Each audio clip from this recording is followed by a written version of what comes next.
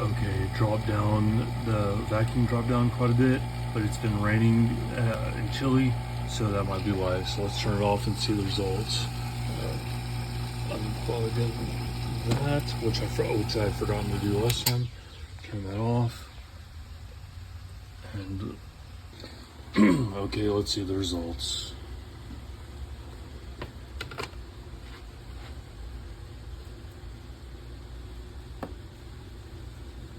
Not sure if that's copper or something.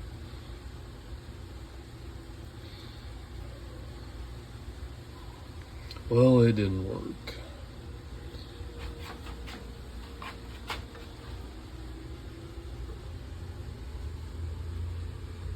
And it burned out, or broke. It broke at least one. Here, try this on. It broke at least one of those steels. Oh no, it broke them both off, and it destroyed one of them. Okay, so next time I'm going to have to go 3. But if you see, 1 is mostly intact, so that's good. That means that 3 should be able to handle the 120 volt outlet. But we'll see what happens. All right, stay tuned, folks.